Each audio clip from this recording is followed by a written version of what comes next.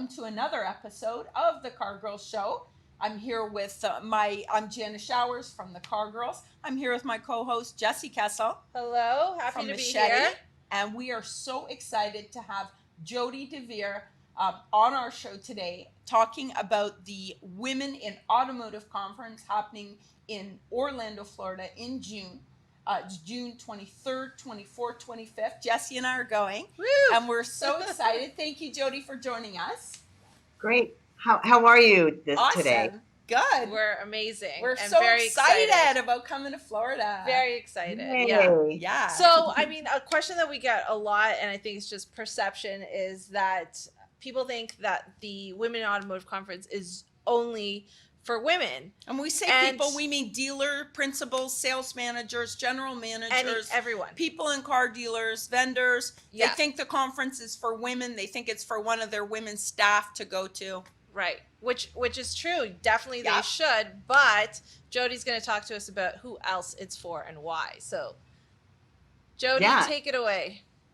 So the Women in Automotive Conference is about women, and it is for everyone. And we encourage both men and women to come, specifically dealer principals, owners, general managers, sales managers, service managers, or executive level, because the content is really about developing strategies around three basic things. One, how do we hire, retain, very important, develop more women employees, and of course develop more women leaders. Two, how can we more effectively market, advertise, and sell to consumer women? And third, how do we develop a culture and human resources best practices to create a culture where we're going to really have ROI around that? So it's pretty straightforward, and because of the expertise, this very specific expertise of our speakers, trainers, and educational content, I think it's imperative if dealership decision makers, and for that matter, this conference is for automakers, for the aftermarket, anyone involved in automotive.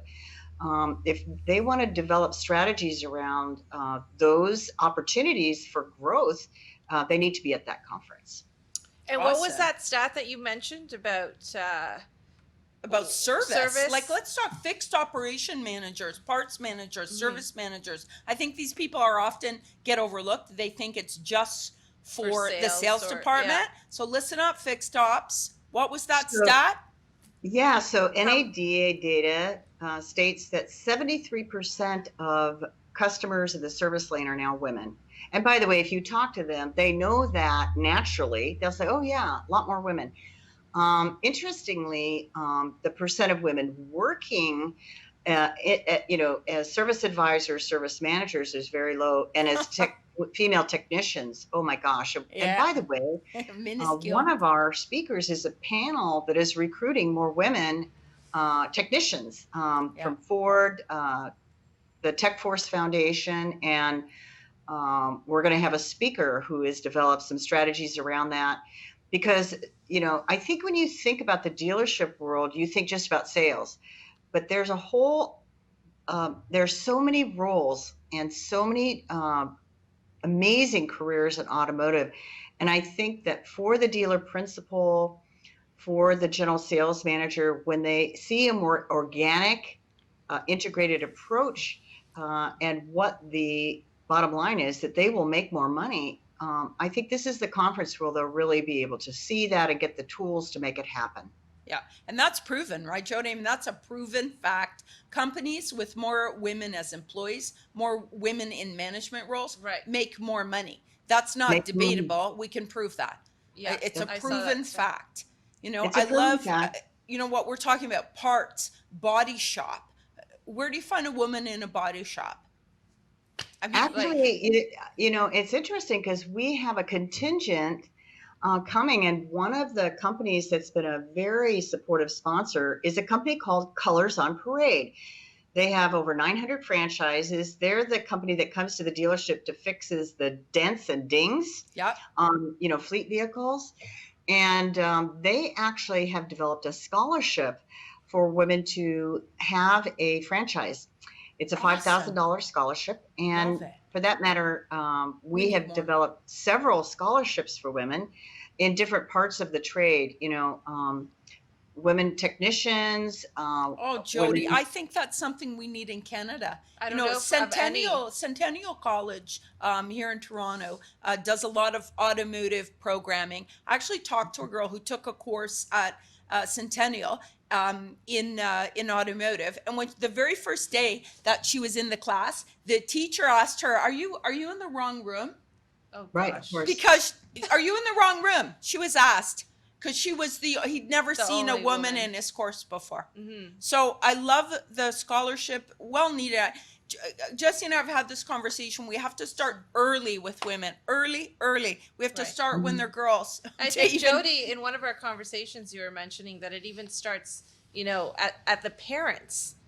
And the parents talking about that this could be an option instead of just a doctor or a lawyer or a teacher or, the more common professions. Even tourism and get into this and that.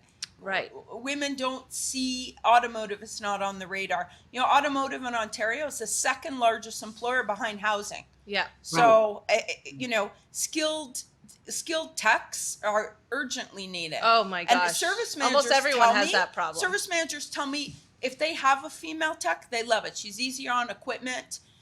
They find I hate to make this, but they're neater, they're cleaner with the cars, less comebacks with female technicians. That's a fact too. They have less comebacks. I think that this is, again, when we say we're on a mission, it's our responsibility to make that happen. And I do a lot of work, even here locally and across the country, with programs that are developed. A lot of women enroll in the automotive programs that are left, and in the U.S. and Canada, there's not that many. In fact, there's a shortage of young people, even men and women, in the trades. Period. Yeah. Because the message has been go to university. And so I think at this conference, the Tech Force Foundation has done a great job in understanding these issues. And another one of our partners, Foundry 10, and really